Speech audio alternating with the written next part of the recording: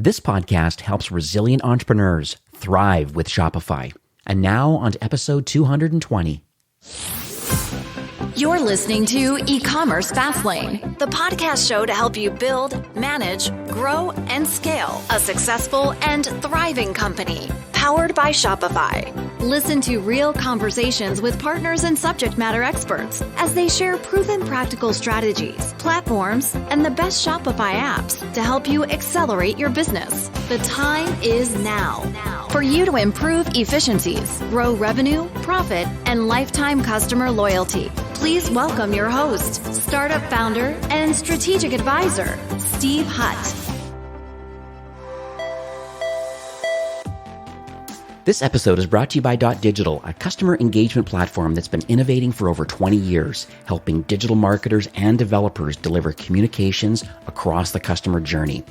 Now, Digital grew from a pub in the UK to a global organization with over 350 employees, serving 4,000 customers that span industries from e-commerce all the way through to not-for-profit.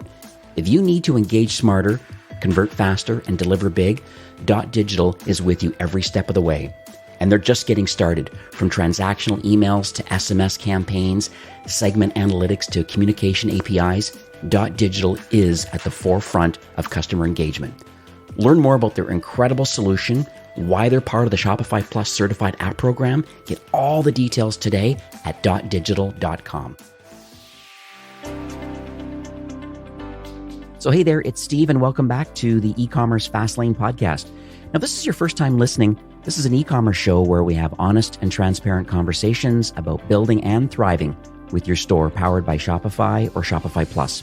New episodes are available twice weekly with your favorite podcast player like Apple Podcast, Stitcher, Google Play, Spotify, and many more. You can also stream current episodes, including a very relevant back catalog, really great, impactful messaging that a lot of these brands, a lot of these SaaS founders have done to really help grow and scale Shopify brands. So double check that to see. Today's episode is very unique and it's very rare because this is an encore recording, and because there's so many SaaS companies in the Shopify ecosystem. My first few years of podcasting, I was only able to record once per week as I was kind of getting some traction. Now I'm doing twice a week. So I'm able to do, 100 some episodes today. And I was looking back at my archives and like, you know what? I have not talked to Zohar, who we're going to talk to in a moment, since November of 2018. It was episode 26, talking about this platform that he has to help people with search. But when I started digging a little bit deeper, I found out, oh no, this platform has certainly upgraded significantly since 2018. And I think I'm going to decide probably today that I need to meet you once a year and talk about the platform and the updates and just things that are happening. So my guest is Zohar Galad. He is the co-founder and the CEO of a company called Fast Simon, formerly was known as Instant Search Plus. You'll see why they've changed the name in a moment, but they really are a shopping optimization platform. They're for the small businesses, but they also really help enterprise brands too, all the way through onto Shopify Plus and other CMSs and things like that in e-commerce. Their app provides a lot of features. We'll talk a lot about that on the show for sure. AI search, visual search, collection, filters, a lot of the problems that a lot of Shopify brands are experiencing. Merchandising is key, and not to mention other personalization features that are built into their platform. I believe it's going to be a great conversation. I think it's timely. So let's jump in and learn more about maybe how Fast Simon is assisting with growth and scale on Shopify. So hi, Zohar. Welcome to E-commerce Fastlane. Hey, Steve. Thanks for having me. My pleasure. So I mentioned a bit at the top of the show. I just want to thank you, number one, for coming on the show for a second time. I think it's really important to get founders on and talking about how they're making impact in the Shopify ecosystem. You have a lot of very significant Shopify Plus brands that are wildly successful because of your technology. And so I want to make sure that you have an opportunity to tell your story. And so let's talk on a high level first. Some people may not know Instant Search Plus or the Fast Simon company. So let's talk about the problems that you're solving for Shopify brands. Terrific. Thank you. Fast Simon provides a shopping optimization platform for merchants to improve shopper experience, conversion rate, and average order value. And this includes, as you said, search, visual discovery, smart collections, filter, merchandising, cross-seller recommendation, and personalization. We work with great brands, including Steve Madden, Natural Life, Princess Polly, Motherhood, Feature, Target, Scandinavian Design, Mastermind Toys, and thousands of others. Now, we solve three big problems for merchants. The first is how to enable and inspire the shopper product discovery journey. And this would include all the ways that shoppers interact with the shoppers. That would include search, collection filters, product finders, visual discovery, and recommendations. The second problem is how to optimize shopper journey for the merchant. And that would include the merchandising, personalization, and even hyper tagging. And the third, which is really kind of for the scaling of the fast growing brands, is how to scale both online and with physical stores. And hopefully we'll be ending the COVID-19 nightmare and go back to physical stores. So this is where things like, how do you do multi-store merchandising, which is, merchandising on one store and push those campaigns to your other stores overseas? Or how do you deal with Shopify POS integration into your physical store? Or how do you take into account multiple location inventory, which is relatively new to Shopify? So not only we provide an automated solution to each individual use case, but also because our engines are using multiple AI vectors, the end result is actually better than any single point solution. So when brands are growing, they need about a dozen of point apps to run their business, and that's very difficult. So our platform not only solves the array of these use cases with better results, it also makes life manageable for fast-growing brands because you have one platform for so many different areas. And I remember right back in the beginning, you really your core superpower really was in the search, hence the name Instant Search Plus. And that was kind of the core. But I think I recall way back in the day, you doing a quick demo for me and saying, hey, Steve, here's what we're doing kind of on Magento, or here's what we're doing in other platforms. And we're thinking that there's an opportunity for the Shopify world to get involved in the merchandising side. So it seems that there's been quite a bit of iteration over the last year and a half. And now here we are with a lot of amazing features all bundled into one solution. Definitely. There's a lot been going on. And the key is really to focus on the merchants. Our goal is really kind of the online e-commerce merchants. And our mission is to provide them with anything they need to optimize, convert better, and make use of all the traffic that they're getting. So let's talk about your journey a bit, because I think it's interesting, and I understand it because I've had your interview in the past, but just for those that are new to you and new to Fast Simon, I just would love to understand the journey of what, I guess, positions you and the founding team on a couple points. Number one, to have the desire to want to build this platform. And then number two, to have the technical expertise and then the team together to build this all. I think that what really kind of is interesting for every founder, I think founders just, especially me, we like to build something out of nothing. That's really kind of where the motivation comes from. I personally started out as a software engineer. I wrote a lot of code in my days, image processing, computer-aided design, and medical imaging. After receiving my MBA, I turned to products, marketing, and business management. The space I was in was enterprise software, so I became an entrepreneur, which means it's basically an entrepreneur, only you're working in the same company. So I was envisioning and bringing products and solution to markets and product lines, business units, cross-company initiatives, M&A. And after 20 years in enterprise software, I switched to e-commerce. So my co-founder, Adar Greenspun, and I founded Fast Simon and launched Instant Search Plus for e-commerce. And our initial edge back then was a patented lightning-fast search autocomplete for e-commerce. Now, unlike typical startups that focus on technology, platform, and API, we focused on the e-commerce merchants. And the mission was, as I said earlier, to provide them everything they need to optimize shopping.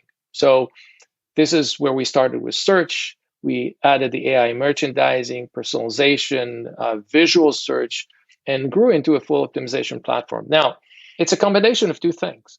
On one hand, working closely with merchants and translating their needs into a solution. And on the other is leveraging deep cutting-edge technology to create a new solution that was beyond most merchants' reach.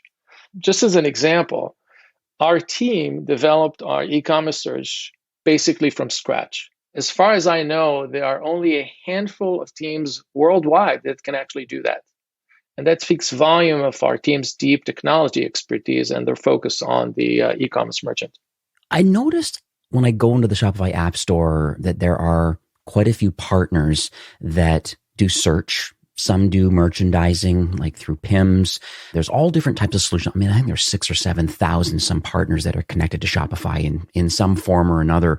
And so you do have some peers for sure that do a lot of maybe separate things, but there's always this challenge about, okay, if I have a search solution, but then I have a separate merchandising solution, and I start adding all of these different pieces of technology, maybe individually do a lot of really great things, but maybe combined, sometimes they're not talking to each other. And I think these are the kind of conversations that I have with brands a lot, where they're like, okay, let's do an app audit and let's double check. What do we have in here? What's useful for our business? What's moving the needle? And then say, well, I think you should add this and this. But then when you really dig deeper, you find out that maybe they're not communicating as well. I find that a lot with maybe email marketing platforms that maybe don't do SMS yet, but then they add a separate SMS solution, but they're not talking to each other correctly, and opt-ins and just there's a lot of weirdness going on right now. I'd call it almost disparate systems out there, almost a mishmash of kind of different pieces of technology, where I think you're different. And so are you able to maybe expand a little bit about why you believe that Fast Simon is more unique in the Shopify world?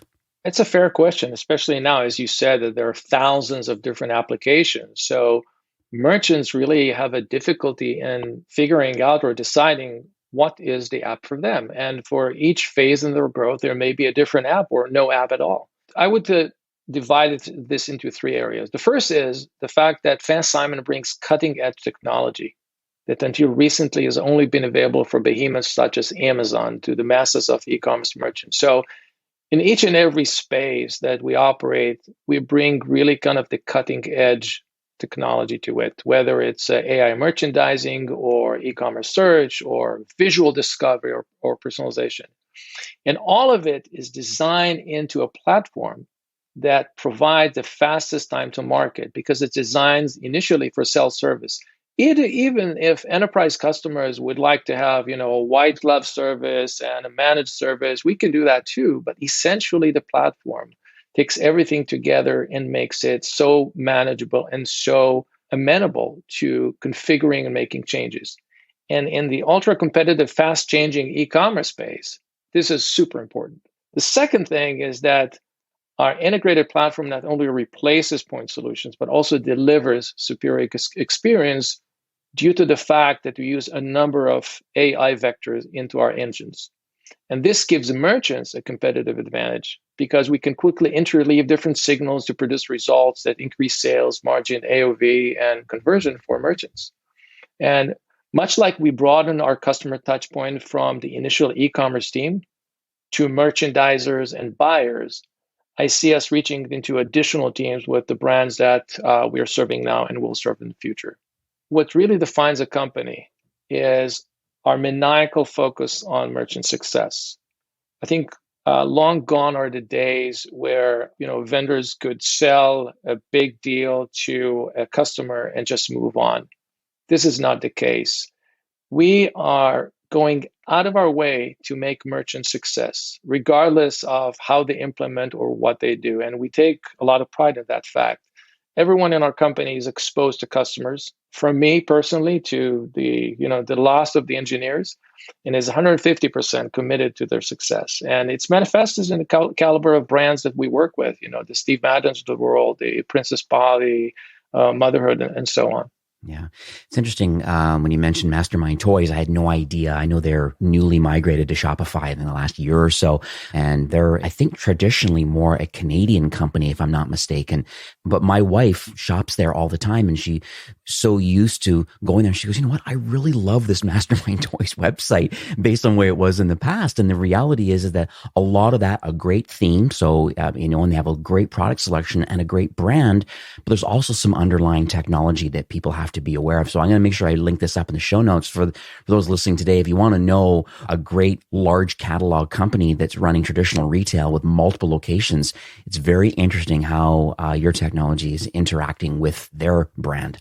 So I know that they've been affected too, along with a lot of other retailers, about what's happening with this global pandemic right now. Just COVID-19 really has had a really unfortunate effect on traditional retail. But I think, for those that are deciding on vaccinations and kind of whatever the next steps are to kind of open retail up, opening up travel, opening up just life in general, because we've all been kind of hunkered down for the last year or so.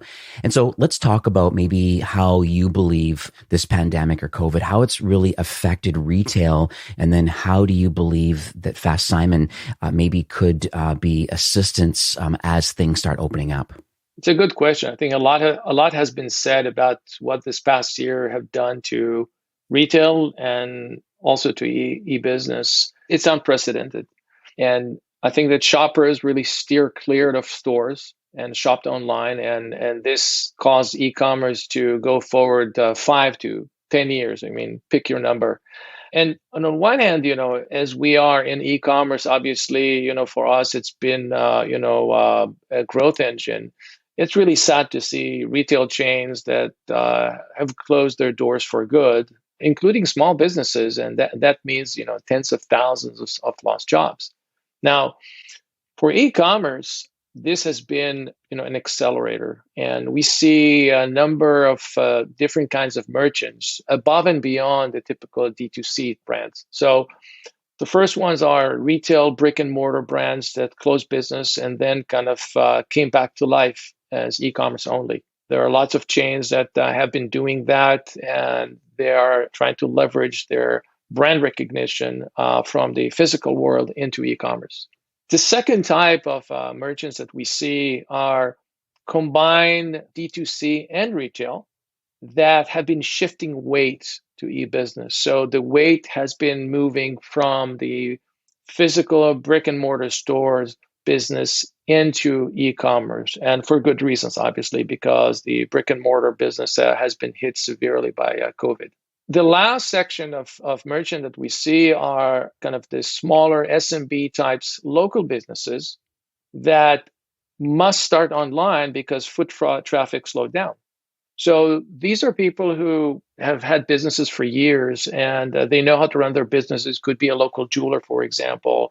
And since there's, hardly any foot traffic, people going into stores, they have to go online. And if they have been somewhat slightly online, now they have to be fully online. So these are kind of the three segments that we see out there.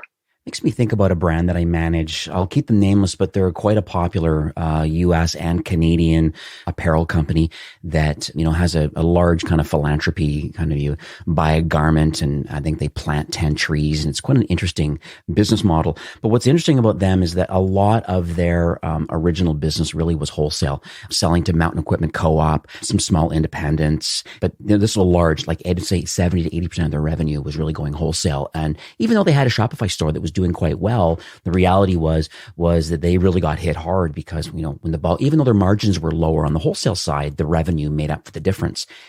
So when this all happened, in February and March, then they came to me and said, well, what can we do? And I said, well, the reality is you need to own the customer journey. You need to figure out a way. You're right. If they can't get into a store anymore, and they're the type of product that is still kind of a leisure wear, it's a perfect timing for what's happening right now where people aren't going anywhere. They're staying at home.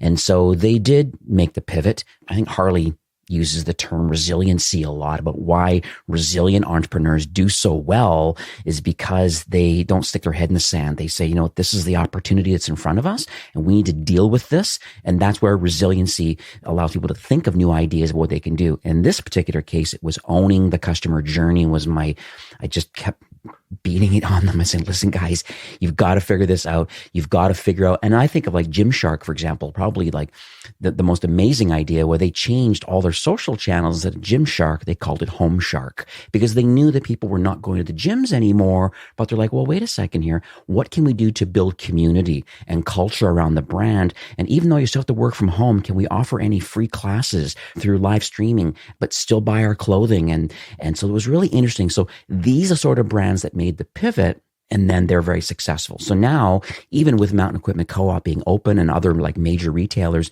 slowly opening back up and their purchasing is starting, their direct-to-consumer business is still larger than all their wholesale combined, which is interesting now that now they own that customer, because if you sell wholesale, you don't really know who the customer is. And so this way, if you own it, then it's better for you.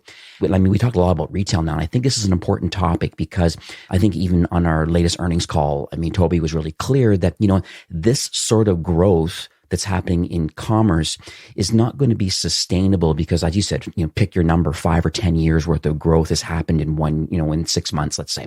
And so it's not going to be for that forever because, more than 80% of commerce was done in traditional retail. That was very clear.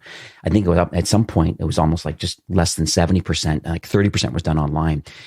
So I would love to hear from your perspective because of your software and how you're able to interact both with the online and then the offline world.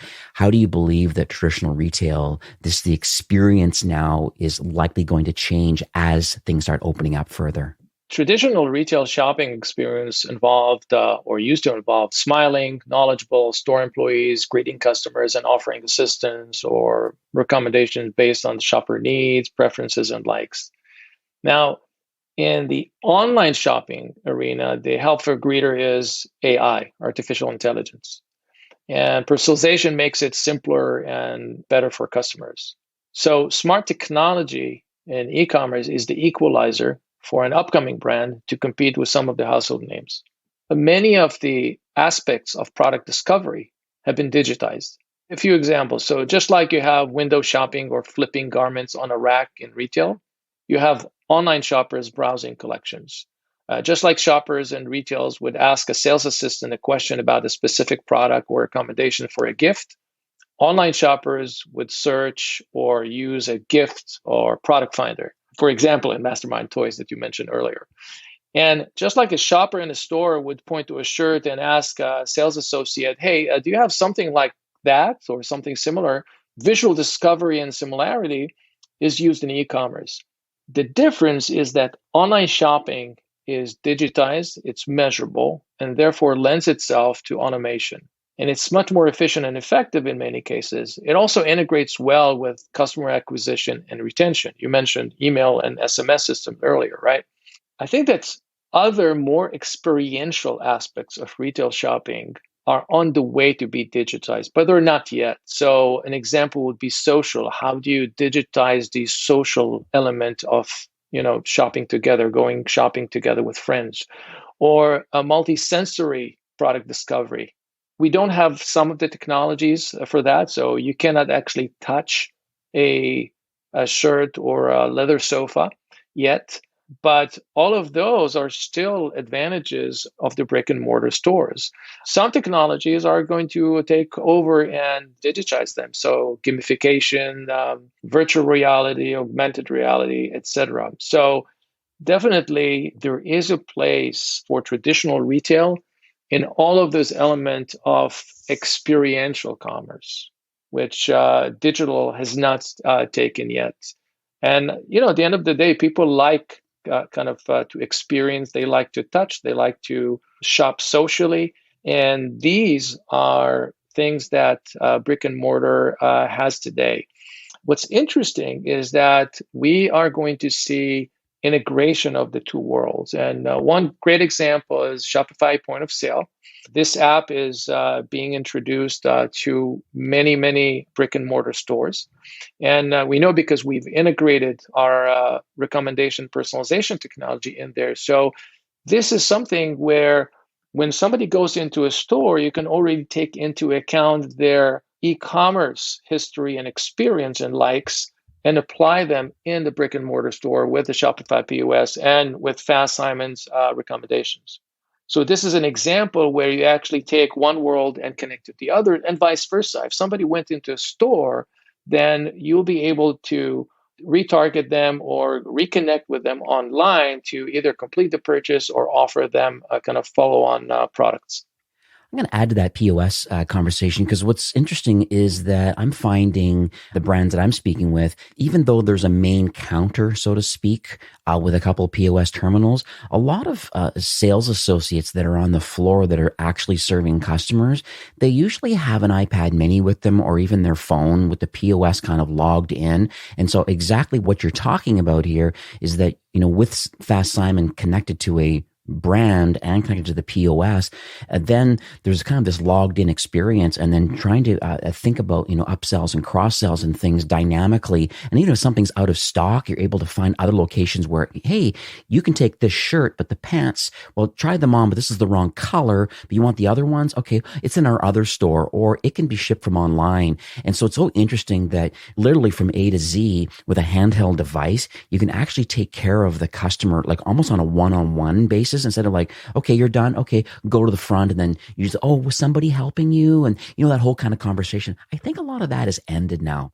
The notion of leveraging this information is not only, I think, apparent in the iPad, but also in the fact that this is a great way to have a sales associate up and running very quickly, because they don't need like years of experience of, oh, okay, this goes with that, or that goes with that, or here's kind of the new style. You just click a button and say, oh, here it is. All they need to know is how to use the app. So let's talk a little bit about progressive, these kind of, I'm going to call them forward-thinking companies, because I think one topic that comes up a lot is the customer experience. And, and even there's a title of customer experience manager that's gaining a lot of notoriety lately, and it's really truly understanding all parts of the customer journey. So I'd love to hear it from your perspective, because you, like you said, Fast Simon does a lot more than search. It's the whole merchandising. It's the post-purchase experience. There's a lot of things that you do. And so I just would love to hear from you now about how you believe brands should consider customer experience today. Yeah. So the big delineation here is between pre and post. And I like to focus on the poor experience side, because, when everything is hunky-dory, then everybody's happy. The problem arises when customers are having a poor experience. And post-purchase issues would include, for example, a damaged item, or maybe a customer didn't like the purchase after all, or maybe the item didn't show up. Common denominator for all of those post-purchase issues is that you will hear about them as a merchant. You can fix it. You can issue a customer a refund. You can exchange. You can do a lot of things. The problem is what happens if customer is disappointed before they purchase. What happens then? If they don't find what they're looking for, competition is just a click away. If they're not happy with what they see, or they don't see it under the things that they would like to see personally, then what happens? So what happens if the shopper isn't inspired by the display of your products? They will just disengage. So the worst part is that when somebody is having a bad pre-purchase experience, you will not hear about it, and you will not be able to fix it. So this is why you need a shopping optimization platform like ours to cover these blind spots for you. So that is a challenge, though, because I think there is, I would say the numbers that I understand mostly, I'd say about 90% of shoppers are kind of unknown, and you don't really have any idea as to why they made a decision to not purchase with your site. And a lot of it is the experience that they're having on the website. The other 10% probably are known customers. They've opted into something but haven't purchased yet. And then you're able to do some remarketing to them and cart recovery or browse recovery and these sort of basic tactics. But that's with the 10% of your site traffic. You can do that and maybe have a 2 or 3% conversion rate, depending on your industry. You certainly can have tools and hot mapping, and you can record things and a lot of things you can do. But you're suggesting that no, maybe understand the customer and understanding where they're going on the website. If they're clicking on here or they're searching here, let's show the right collections. Let's show the related items. Let's show everything correctly through AI and machine learning. Like, let's figure all this out. Let's merchandise the website in order to help the customer find what they need and help them check out better with things that they want. And then still have the post-purchase experience of like, well, how do we deal with returns and exchanges and these sorts of things? So I think it's interesting and very notable. This is what you're working on. So let's talk about the entrepreneurs that listen to the show, because we have a lot of them. I mean, gosh, 10, 12,000 people download this show each week. And It's interesting because I think there's some people that are in their early stage of their journey and maybe Fast Simon's not quite ready for that. However, I think there's going to be some good takeaways. Say there's some things that you can do if you're in your early stage. But what about those that are kind of in the mid-market to enterprise? You have a very interesting angle because of your vantage point of some of the largest brands that you manage right now. Let's talk about the advice that you would give brands today if they're very eager to grow and then to scale. So I'll touch on a few points. I would say the most difficult strategic decision for entrepreneurs and brands as well is what not to do. And it's a key dilemma, especially for the SMBs who are trying to grow up, because you're always strapped for resources. So you need to be laser focused. On one hand, if you move fast, you'll get the first mover advantage. However, you may be actually focusing on something that may prove to be a fad. So timing is everything here. So you really need to kind of manage your risk here when you're deciding to jump on something. And again, always think, what is it that I don't have to do or I don't have to do now? Another point would be on build it in-house or buy it off the shelf. And you can spend time and money developing your own tools, or you can turn to a company who already done that for you. And whichever option you choose, and there are good consideration for either or, just make time to evaluate the effective ways that it will help your customers and your business. And by the way, you can switch. You can start by using something off the shelf and then customize it to your needs, or you can build something. The last, I think, most important point, especially in e-commerce, is really that essential e-commerce mantra for me is acquire, convert, retain, repeat. That's the essence of e-commerce. So make sure to remember which phase of growth you're at to make sure that you focus on the challenges at hand. Here's an example. If you are a starting business and you have a relatively small product catalog, very focused offerings, sometimes you may be offering, just a single product with different flavors or different colors. You don't really need shopping optimization before you acquire significant traffic. First, go and get your traffic, make sure it's scoring, make sure that your CAC and your LTV, et cetera, and then you can optimize it. On the other hand, if you have a very large product catalog or a complicated product, then you must think shopping optimization even before you have traffic, because once you will get traffic, they will simply not convert because their shopper's journey, their product discovery is not going to be possible. So you have to really kind of understand where you're at, which phase of growth you're at, and based on that, focused on the key kind of elements of e-commerce. And we certainly have brands who say, okay, so last year our focus was this, we did our email marketing, et cetera. Now we're focusing on optimization. We want to do this and we want to do that. We want to do filters. We want to improve our search. We want to do merchandising, et cetera, et cetera. And that's where it all comes together with the new and improved Fast Simon product. So that's pretty exciting. So let's talk about the future, because it's obviously it's iterated so much since like I said, from 2018 when I originally interviewed you. Now here we are with like just a full depth of product built into it now. So let's talk about your North Stars, I guess, for the remaining 2021. Is there any other partner alignment or innovation? I'm just end of the day, just nice to share with the audience today how you're going to continue to offer value and assistance with Shopify brands. Yeah. So first thing is we're scaling our customer facing team. So we're adding more reps on the sales side, more partner managers, more customer success managers. We just have, we're just growing fast, which is a good problem to have. Secondly is we are working with the strategic partners to further integrate shopping optimization into other strategic areas of e-commerce. So you talked about different kinds of systems. Definitely more integration is better for merchants. And thirdly, and I cannot say exactly what it's going to be, but we are bringing to market some very exciting new AI innovations that are literally groundbreaking.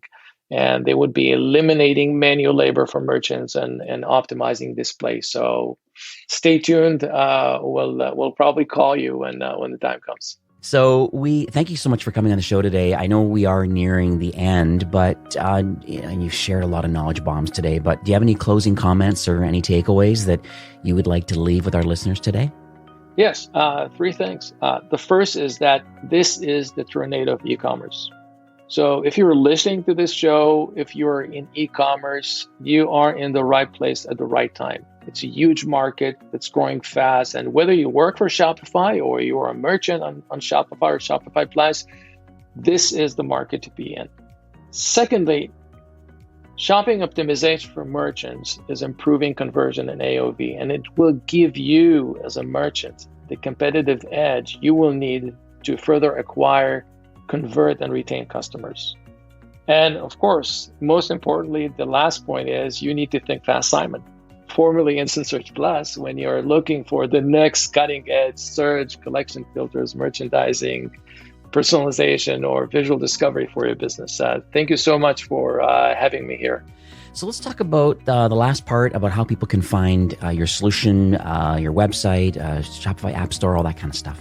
Yeah, so we obviously can be reached at fastsimon.com. You can also try instantsearchplus.com, which will lead you to fastsimon.com. And the same is for the Shopify App Store.